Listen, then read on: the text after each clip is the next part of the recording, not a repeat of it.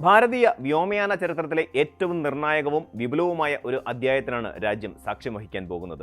Himalayan അതിർത്തികളിലെ വെല്ലുവിളികളും അയൽ രാജ്യങ്ങളുടെ വർദ്ധിച്ചു വരുന്ന സൈനിക സഹകരണവും കണക്കിലെടുക്കുമ്പോൾ ഇന്ത്യൻ വ്യോമസേനയുടെ പക്കൽ അത്യാധുനികമായ യുദ്ധവിമാനങ്ങൾ ഉണ്ടാകേണ്ടത് കേവലം ഒരു ആഗ്രഹമല്ല, മറിച്ച് രാജ്യത്തിന്റെ നിലനിൽപ്പിന് അത്യാവശ്യമായ ഒന്നാണ്. ഈ സാഹചര്യത്തിലാണ് ഫ്രാൻസിൽ നിന്ന് 114 റഫാൽ F4 യുദ്ധവിമാനങ്ങൾ വാങ്ങാനുള്ള 3.25 ലക്ഷം കോടി രൂപയുടെ ബൃഹത്തായ പദ്ധതിക്ക് ഇന്ത്യ ഒരുങ്ങുന്നത്. ആയുധക്കരാർ എന്നതിലുപരി ഇന്ത്യയെ ആഗോള പ്രതിരോധ നിർമ്മാണ രംഗത്തെ ഒരു പ്രധാന കേന്ദ്രമാക്കി മാറ്റാനുള്ള ദീർഘവീക്ഷണമാണ് ഈ പദ്ധതിക്ക് പിന്നിലുള്ളത്. പതിറ്റാണ്ടുകളായി ഇന്ത്യൻ വ്യോമസേന നേരിടുന്ന ഏറ്റവും വലിയ പ്രതിസന്ധി കുറഞ്ഞു വരുന്ന സ്ക്വാഡ്രണുകളുടെ എണ്ണമാണ്. അനുവദനീയമായ 42 സ്ക്വാഡ്രണുകളിൽ നിന്ന് നിലവിൽ 29 എണ്ണത്തിലേക്ക് സേന ചുരുങ്ങിക്കഴിഞ്ഞു. കാലപ്പഴക്കം ചെന്ന MiG-21 വിമാനങ്ങൾ വിരമിക്കുന്നതോടെ ഈ വിടവ് ഇനിയും വർദ്ധിക്കാനാണ് സാധ്യത. ഈ തന്ത്രപരമായ വിടവ് നികത്താൻ മൾട്ടി റോൾ ഫൈറ്റർ എയർക്രാഫ്റ്റ് പ്രോഗ്രാമിന് കീഴിലാണ് 114 പുതിയ വിമാനങ്ങൾ ഇന്ത്യ വാങ്ങുന്നത്. നേരത്തെ വാങ്ങിയ 36 റഫാൽ വിമാനങ്ങൾ പാകിസ്ഥാൻ ചൈന അതിർത്തികളിൽ ഇന്ത്യക്ക് നൽകിയ മുൻതൂക്കം ചെറുതൊന്നുമല്ല. ആ അനുഭവ സമ്പത്ത് മുൻനിർത്തിയാണ് സേനയുടെ നട്ടെല്ലായി റഫാലിനെ മാറ്റാൻ രാജ്യം തീരുമാനിച്ചിരിക്കുന്നത്. ഈ കരാറിന്റെ ഏറ്റവും ശ്രദ്ധേയമായ വശം അതിന്റെ നിർമ്മാണ രീതിയാണ്. ആകെ വാങ്ങുന്ന 114 വിമാനങ്ങളിൽ ആദ്യത്തെ 18 എണ്ണം മാത്രമേ ഫ്രാൻസിൽ നിന്ന് നേരിട്ട് പറന്നെത്തുകയുള്ളൂ.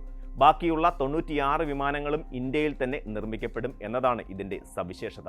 മഹാരാഷ്ട്രയിലെ നാഗ്പൂരിലുള്ള ദസാൾട്ട് റിലയൻസ് എയ്റോസ്പേസ് ലിമിറ്റഡ് സൗകര്യത്തിലായിരിക്കും ഈ വിമാനങ്ങളുടെ അസംബ്ലിംഗ് നടക്കുക. ഇത് ഇന്ത്യയുടെ മേക്ക് ഇൻ ഇന്ത്യ പദ്ധതിക്ക് വലിയൊരു കരുത്തായി മാറും. കേവലം വിമാനങ്ങൾ നിർമ്മിക്കുക മാത്രമല്ല, ഭാവിയിൽ റഫാൽ വിമാനങ്ങളുടെ ആഗോള മെയിൻ്റനൻസ് ആൻഡ് റിപ്പയർ ഹബ്ബായി ഇന്ത്യയെ മാറ്റാനും ഈ പദ്ധതി ലക്ഷ്യമിടുന്നു. ഇതിലൂടെ വിദേശ രാജ്യങ്ങളിൽ നിന്നുള്ള റഫാൽ വിമാനങ്ങൾ അറ്റകുറ്റപ്പണികൾക്കായി ഇന്ത്യയിലേക്ക് എത്തുന്ന സാഹചര്യം സംജാതമാകും.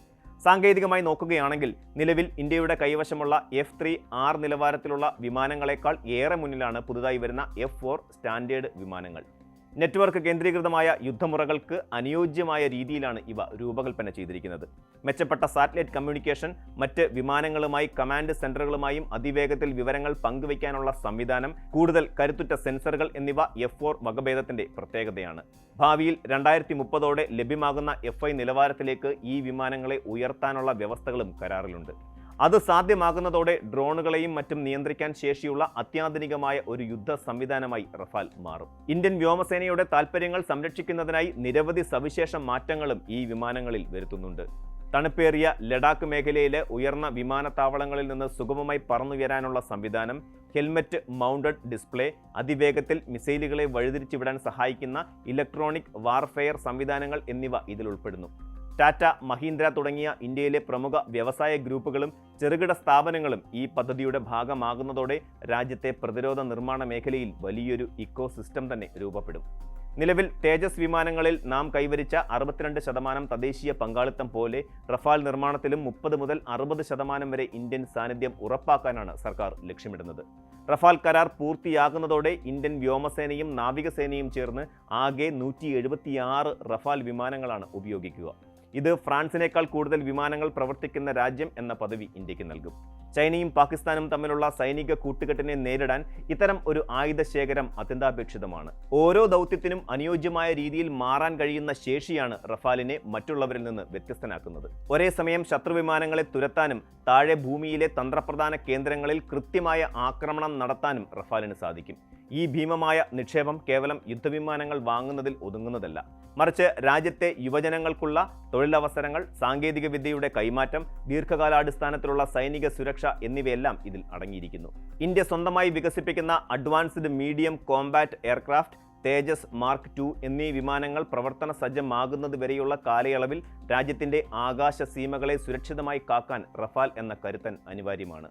ഫ്രഞ്ച് പ്രസിഡന്റ് ഇമാനുവൽ മാക്രോണിന്റെ ഇന്ത്യ സന്ദർശനത്തോടെ ഈ കരാറിൽ അന്തിമ തീരുമാനമാകുമെന്ന് പ്രതീക്ഷിക്കപ്പെടുന്നു. ഇത് ഭാരതത്തിന്റെ പ്രതിരോധ ചരിത്രത്തിലെ പുതിയൊരു യുഗത്തിന്റെ തുടക്കമായിരിക്കും. ഈ അത്യാധുനിക യുദ്ധവിമാനങ്ങളുടെ വരവോടെ ഇന്ത്യൻ ഉപഭൂഖണ്ഡത്തിലെ സൈനിക സന്തുലിതാവസ്ഥ ഇന്ത്യക്ക് അനുകൂലമായി മാറും എന്നതിൽ സംശയമില്ല. ആധുനിക സാങ്കേതിക വിദ്യയും തദ്ദേശീയ നിർമ്മാണവും ഒത്തുചേരുന്ന ഈ പദ്ധതി ഇന്ത്യയെ ഒരു ആഗോള പ്രതിരോധ ശക്തിയായി ഉയർത്തുമെന്ന കാര്യത്തിൽ തർക്കമില്ല. ആകാശത്ത് അജയ്യമായ കരുത്തായി റഫാൽ മാറുന്നതോടെ രാജ്യത്തിന്റെ അതിർത്തികൾ കൂടുതൽ സുരക്ഷിതമാകുകയും ശത്രുക്കൾക്ക് ഭാരതത്തിന്റെ മണ്ണിലേക്ക് കണ്ണെറിയാൻ ഭയമുണ്ടാകുകയും ചെയ്യും. കൂടുതൽ വാർത്തകൾക്ക് news 18 Keralam YouTube channel subscribe ചെയ്യുക.